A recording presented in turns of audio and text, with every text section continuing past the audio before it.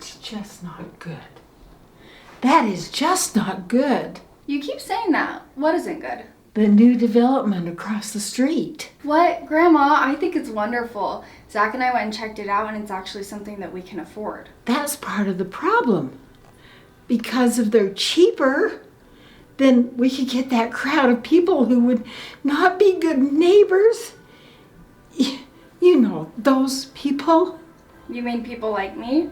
Oh, that's not exactly what I meant. Who are those people who we refer to when making local housing ordinances? It's people like my friends. The problem I see with nice big houses is there's not much available that fits the needs of me and my family. We can't afford to save on a down payment for a house because rent is so much. I'm trying to establish and get a down payment for the value of the house because right now I'm not making enough to pay for the rent. I don't need a big expensive lot, just something big enough for my kids to be able to play outside. If it were maybe the 90s, I could afford a house with my salary, but today it's impossible.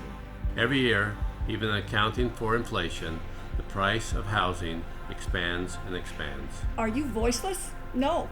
How can you make changes? By showing up to vote. Get to know your candidates and vote for those who support attainable housing. People deserve the benefits of owning a home To live in a safe community and an investment for retirement. and better educational opportunities for kids. It's a simple fact. We have housing issues in Washington County. Things need to change, and you have a voice. I just want an affordable and safe home to raise my kids. Due to a supply and demand problem, we need options for attainable housing. We aren't keeping up with the growth. New neighborhoods are being built and priced out of range by local ordinances. High prices are tough for everybody. It's hard to get enough space, not get you financially in trouble at the same time.